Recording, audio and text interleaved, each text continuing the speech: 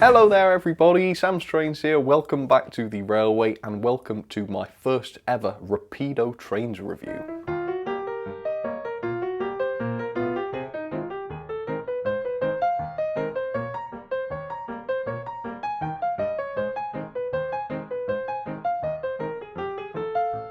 So Rapido are not known for producing British models and British locomotives, but over the last couple of years they have produced at least a couple of quite notable ones. The first was the Sterling single, which I've never owned but I've heard great things about. And the second thing is this, the J70, the Rail J70. Now I believe these are exclusive to Model Rail. As far as I'm aware they can't be bought anywhere else, and you can buy them right now on their website for £127.50, which of course is an awful lot of money for an 060 tank engine. However, if you're lucky enough to go to an exhibition that Model Rail are also attending, they tend to sell their models at a considerably discounted price. And indeed, I bought mine from Worley for £110. Now, don't get me wrong, that's still a lot of money. It's a lot more than other manufacturers tend to charge for 060 tank engines, or possibly even larger ones, such as the Oxford N7. However, you can't deny that that is a considerable discount from the full price of £127.50. So, first ever Rapido model I've looked at. Obviously, the price sets very, very high expectations, but I have heard good things about this. So come with me, we'll get this out and find out together exactly what it's like. Really looking forward to this one. Alright, so the first thing you'll probably notice is that Rapido have adopted a very similar high quality packaging that the likes of Helgen and Hattons and Dapol use, and I do rate it. The sort of solid cardboard box does seem to do a really good job of protecting the models. So you can see we've got a picture of the class on the front there. It doesn't show exactly the version that's inside though. In fact, if I show you the end of the box, you can see that mine is a J70 loco, it's MR-208, and the one I went for is the L&ER lined livery, and it's number 7126. So that's what we're dealing with here. There's not a great deal to see on the outside of the box. We do have a bit of history, it seems, on the front there, so I'll try and get a close-up of that for you if you like. There we go. I will give you some history of the class in a second anyway, though. Without any further ado then, let's lift the lid of the box and I'll take my first ever look at this. I've had it since November and astonishingly I've not opened the box yet. So I hope the thing actually works. If it doesn't, I'll be a little bit stuck, won't I? Right, so we have what appears to be a booklet here. This looks really promising, doesn't it? L&ER J70 060 T00 gauge, Model Rail. Let's have a look. Wow. I'm going to have to spend some time looking over this properly before I actually get it to run. But it seems that there's a lot of information in here. Running in, fitting detail parts, among other things, as you can see. Looks like a bit of DCC fitting there. Wow, this does cover all bases. It's all in black and white, I suppose, but I don't think that'll have any negative effect on the purpose of the instructions. Man, there's some serious info on here. It all looks quite involved, actually, doesn't it? Anyway, yeah, I'll have a look at that. I'll read what it says about running in before I actually do that. We've got another sheet here. What is this one? It looks like an exploded diagram of some description. There we go. So yeah, a lot of parts involved, as is usually the case. I don't know whether that's a cordless motor on there, as you can see, perhaps it is.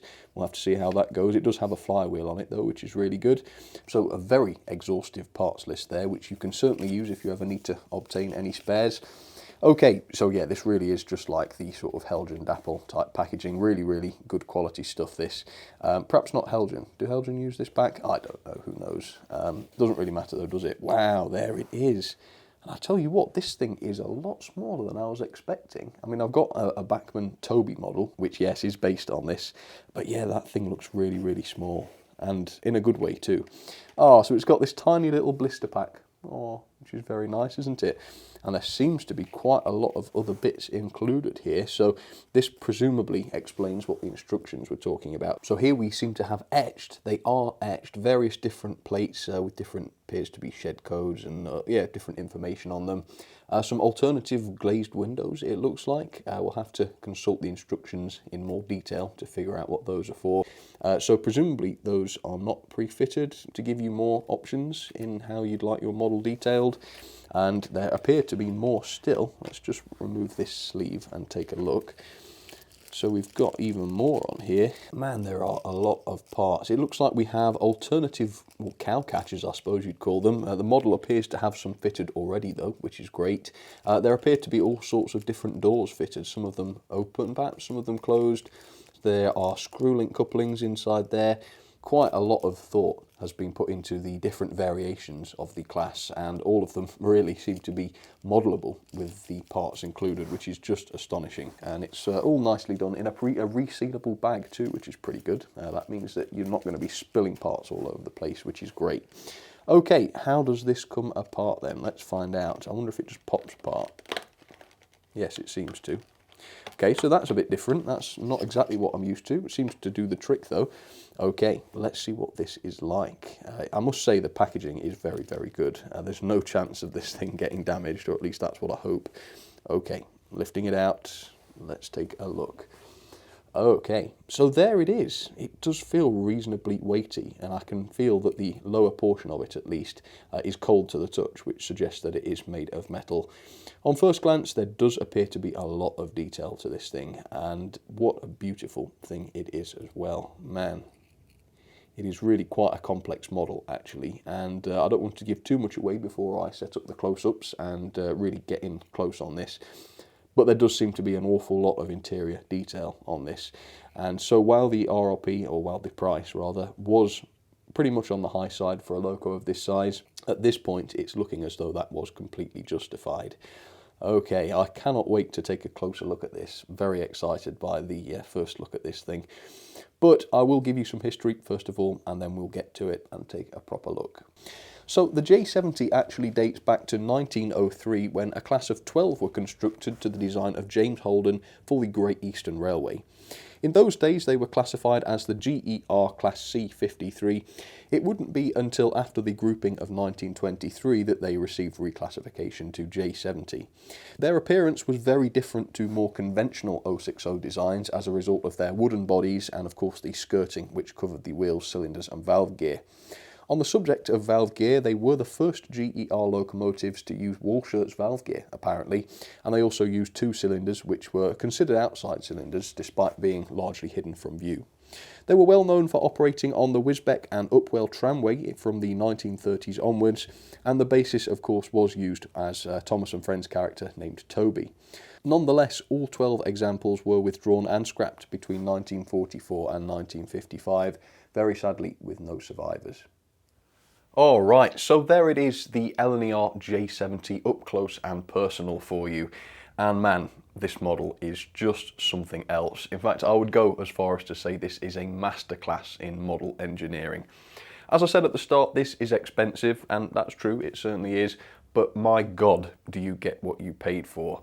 So let's just recap a little bit about what was in those detail bags, because I've read into it now, and I think it's worth talking about. So just to reiterate, we have alternative windows because apparently it got so hot inside the things that the crew would often open the windows. The model, included in the price, has the facility to have open windows fitted. They were there in the detail bag. We also have the open/closed doors, so if you want to have the doors either open or closed, you can do that. The detail bags allow you to fit either open or closed doors. There are alternative cow catchers, as I've already noted, so if you wanted to change them, you can absolutely do that. Apparently you even have alternative chains that you can fit if you want to. Absolutely amazing. The other thing that makes the value for money so impressive, despite the price with this, is the fact that you've effectively got two bodies. So you've got the outer casing, which is presumably made of wood in real life. Well, it certainly is, as you can see. So that's the outer body. But then behind that, we have a more conventional looking steam locomotive with a boiler, a smoke box, a firebox, all represented on the model. So like I say, you've effectively got two locomotive bodies in one with this, which is just astonishing. Now, as I've already noted, there's a lot of die-cast on this loco. The running plate here, or what I'm going to call the running plate, is die-cast. Obviously, the wood panelling parts aren't made of metal. That wouldn't make any sense. But there is a lot of weight to this. In fact, I make this 170 grams, which is merely 6 grams lighter than the considerably larger Bachmann E1 locomotive. And because I had to pay postage on that, that loco was even more expensive than this was, despite this model being clearly way more complex in basically every area. Man, I don't know where to start, I really don't. It's a tiny, tiny model, but the level of detail is just mind-boggling. So let's start with some of the decoration then that's worth talking about, because as you can see we've got lining around the running plate there, and also the LNER lettering, which is perfectly applied, I can't fault that. And even though some of the lining is pretty intricate in areas, it is all done faultlessly, which is wonderful to see. On the buffer beams, you can tell we also have the running number applied there, and I might as well show you some of the details there. As you can see, we do have some little chains pre-fitted, which are supposedly to hold up the cowcatcher or skirting while maintenance is being carried out. And then we also have these metal buffers, which are beautifully realised and very, very tiny, yet still sprung. Look at that, proper sprung buffers, absolutely wonderful. And as you can see, yeah, the cow catchers that come fitted do have the NEM couplings poking through them, and presumably the other cow catchers included wouldn't have that hole in them, so you can run the loco completely realistically if you'd like to. Take a look at some of these separately fitted parts. We have real chains hanging down from the side, proper chains as you can tell. They just look so realistic. They're not moulded, they're not just a trick, they are physical and they are real. And in real life they would be used to hold up the skirting. But as you can see, mine doesn't have the skirting. I went for one which has the valve gear exposed, which is really quite nice because you can tell just how fine it is there. I can imagine how nice that is going to look when it runs. There are so many details on the bodywork. Look at the lamp irons on the back end here, or on the front end indeed, whichever you're going to call it. All pre-fitted, every single one of them. There are tiny little pre-fitted parts underneath some of the windows. Every detail on the model is just incredibly realistic looking. Look, on the roof you've got this little filter, or appears to be a filter, over the chimney. There's a real fine mesh to that. There's no sort of moulding trickery going on. It's all actually there right in front of you, almost exactly as it would be on the real thing. Look at some of these tiny little details. You've got what looks like a tiny little bell on there, separately fitted, bits of pipe work there connecting the various components. It's absolutely wonderful. I'm blown away. Now, it's a shame that I can't get some great shots of the inside of this thing, but as you can see, we do have what appears to be a smoke box door just there, all moulded in there. Some controls as well with the gauges all fully picked out. On the other end, you can see we have more controls on the firebox side, including the firebox door and controls and gauges and things. And through the windows, you can see a boiler inside there. It's almost unnecessary for those details to be there, but they are, which is just astonishing. Now, this model is about half the size of my hand, which of course makes all this so incredibly impressive. Yeah, it's just wonderful. I'm sorry that I'm not being very articulate in my language towards this, but it really is just astonishing. Wherever you look, there are incredible details. You've got the separately fitted steps, of course, metal handrails on all four of the doorways. It's just very, very impressive. I was not expecting it to be this good. Yeah, £110 suddenly seems like an absolute bargain for something like this. It really does. Okay, well, I'm going to stop gushing about this now. I'm going to cross my fingers because the level of detail is astounding on this. I'm just hoping that the performance is as good. I saw what looks like a coreless motor on the instructions, and as you know, I'm not a huge fan of those, partly because I run on DC, and partly because I've just seen much better performance from 5-pole motors. So if that is a coreless motor inside there, we may be in for a bad time. However, I won't be surprised if this subverts all of my expectations and performs excellently. So let's get it down onto the track, we'll start it running in and see how it goes. Alright, so there is this beautiful model down onto the track for its first go. The one thing that I've not mentioned really is the quality of the finish, particularly with the die-cast area. It just looks so wonderful. I love the high shine to it, really wonderful. Anyway, let's talk about mechanism very briefly then. Now, I wasn't able to get the base plate off because the brake rigging would have to be removed, and I don't want to start taking details off before I've actually tried the thing. However, it all looks to be competently assembled. There are no cheap plastic clips in sight. It all seems to be screwed together nicely. And I did remove the body to take a look at the chassis. And as you can see, it all looks pretty good. It looks like we have a speaker housing and definitely a flywheel on the motor there. According to the instructions, which are very humorous, by the way, I actually enjoyed reading the instructions for a change, which is really quite something. They're normally quite poncy and boring. Not so with those, it's quite interesting. But they do say that the loco requires some running in, so of course I won't pass any final judgment on the performance until it has done that. The other thing is that according to the exploded diagram, there are proper bearings on the wheel set, and I can't actually see any pickup wipers on the wheels. Let me just double check that statement. I can't see any, so either they're well hidden or the picking up is done through the axles. So whether or not that will be any good, I'm not sure yet, but we'll certainly give it a try and see what happens.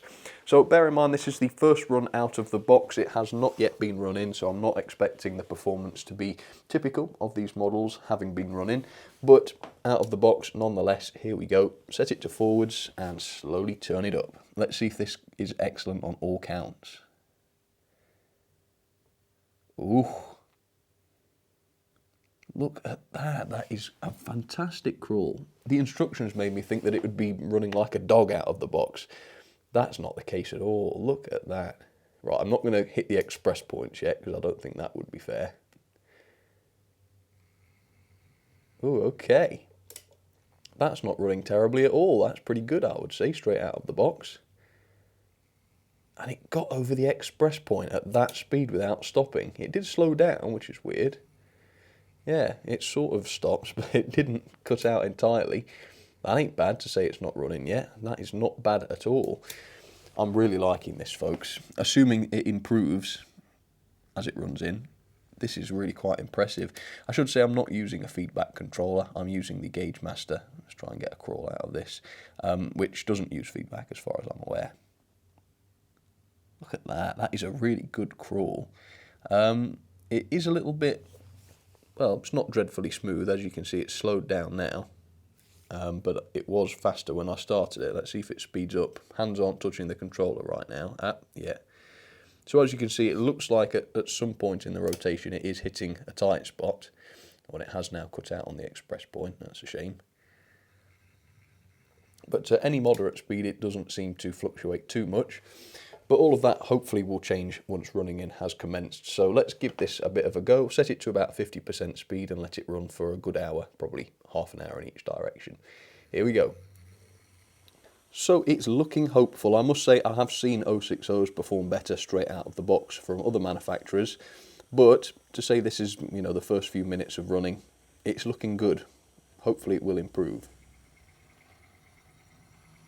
So that is one lap done, and already it's noticeably quieter and faster too. It's picking up speed, so high hopes for this one. I'll come back to you in just a second. Alright, the running in has concluded, and we'll see how this thing goes. Even if the slow speed is no better though, I must say I'm impressed by A, how quiet the loco is now that it's running, at least at normal speeds, and B, how nicely it goes over the isolated frogs of my express points without stopping. Sometimes it judders, but it's never actually stopped on them, which is really quite impressive. Okay, so it's had about, well, a little bit over 30 minutes in each direction. I forgot about it when it was going backwards, but we are back, and it has now had, at the very least, what the manufacturer suggested as a running in period. So now let's do another slow crawl and see how this goes. Turning it up. And the crawl is not bad. I must say though, as you can probably tell, I haven't got my hand on the controller here. You can tell it's not that controllable. The speed is fluctuating quite a lot. It speeds up and slows down as it goes along, and now it's going faster and now it's going slower. Let's see if it's the same in reverse. So unfortunately it seems like yet another loco with a coreless motor is unable to do an amazing crawl. I'm not saying the coreless motor is necessarily to blame. I'm just pointing out that the performance is similar to other coreless locos that I've tried. That crawl seems to be incredibly slow right there. That's not bad. Has it stopped? No. Not touching the controller, by the way. It seems to be speeding up again now. Hang on, give it a bit more. It must be said though, at that speed it is a little bit more controllable. Well, controllable is perhaps the wrong word, smoother I should say. You can see that it's not 100% smooth, it is still, oh yeah, actually, it is still fluctuating a bit. So that is a shame because the model is fantastic in every aspect really, but the performance I must say I have seen better. The other thing I've noticed is I did put it up to full power, which I know you wouldn't do under normal operation, but I did notice quite an alarming sound coming from this, which isn't really a criticism. Like I say, you wouldn't really want to run this at full speed unless there was something wrong with you, but I did get a bad feeling about the noise it made, so I'm going to just ramp it up to full speed for you now, just get it back out the way, and then we'll do it, and I'll put the mic close and hopefully you'll hear it. See what I mean? Yeah, unhealthy, isn't it?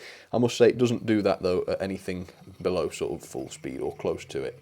Okay, so the performance isn't amazing, but at a sort of moderate pace, it is perfectly smooth and nicely quiet. I've also measured the pulling power at 0.2 newtons, which for a loco this size isn't too bad. That's actually the same as the Hornby Peck it was, the B4 I think it was, the 0601 anyway, which should be enough to allow this to haul 15 coaches on straight and level track, which again for its size I don't think is too bad.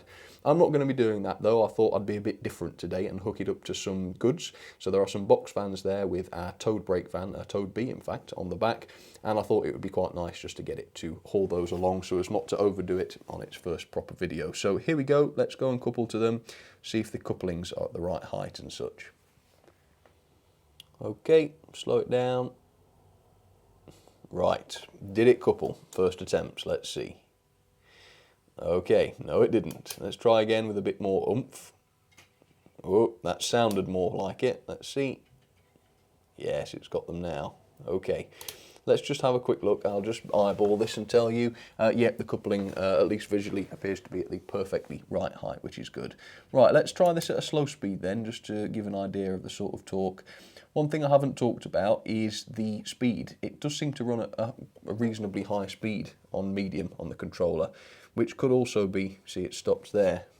Oh no, it's carried on, which could also be a reason why the slow speed isn't amazing. But at that speed, as you can tell, not touching the controller, you can see fluctuations in speed, or at least you could. Might do it again.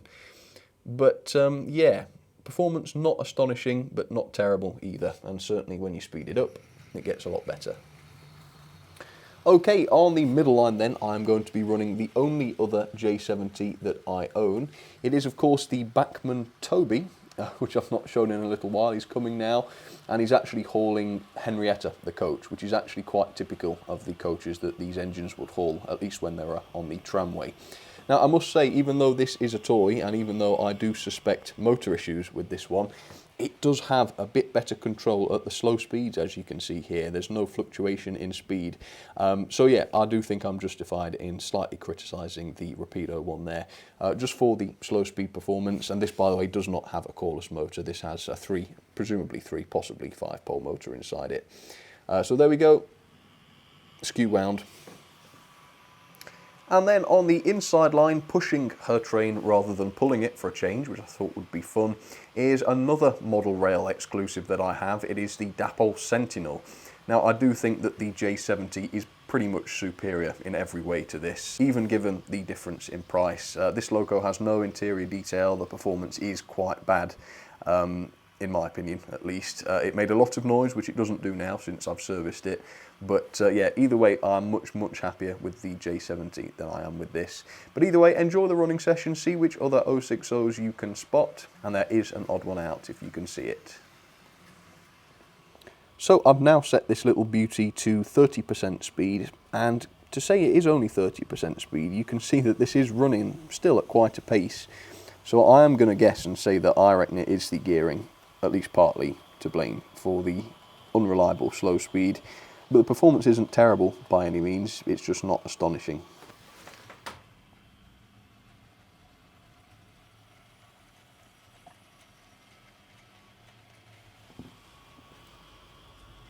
And this just goes to show that exclusive models don't necessarily have to be overpriced.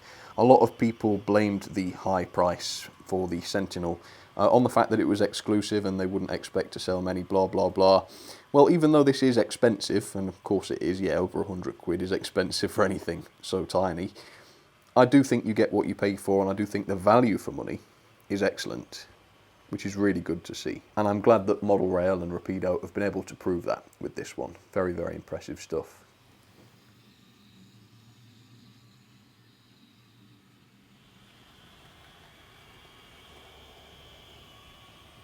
I should also make it clear that the mileage of DCC users may vary with these. Perhaps the performance will be better on DCC because I think coreless motors are better suited to that. I don't have any suitable decoders to try in this, so I can't prove or disprove that suggestion, but that may well be a possibility.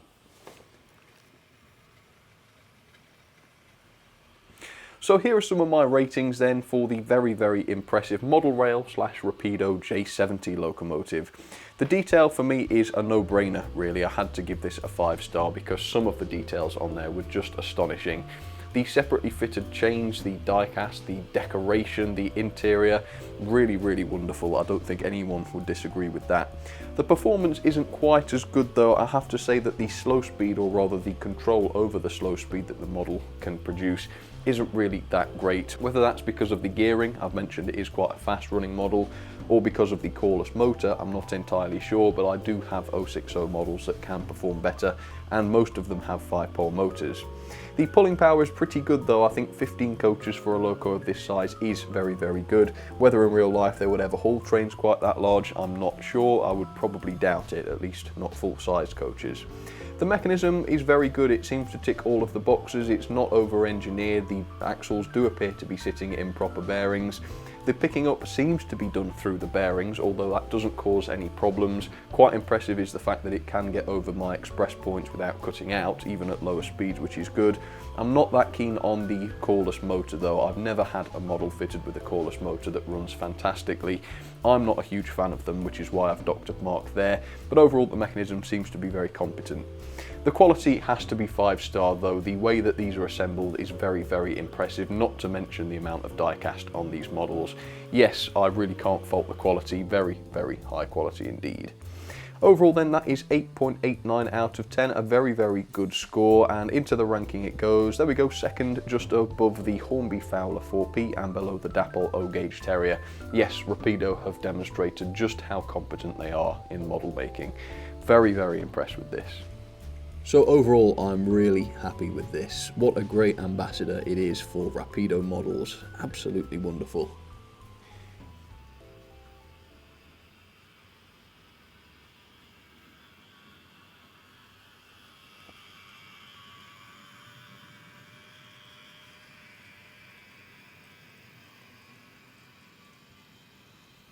So I've now knocked it down to about 20% speed rather than 30, and to my mind that looks a little bit more natural, doesn't it? And it's doing that speed just fine as well, I should point out, yeah. I should say though that the motor noise is coming from Toby. It's definitely not the J70 making a lot of the noise. Beyond the first few minutes of running, that, I must admit, has been perfectly quiet. It's very, very pleasant to run. Here it comes now. As you can see, no problem with those wagons. Obviously it's a relatively heavy loco for its size, so it does have no issues in managing moderate loads, which is exactly what you'd expect, and it's more than fit for purpose in its pulling abilities, which is great. There it goes, looking excellent.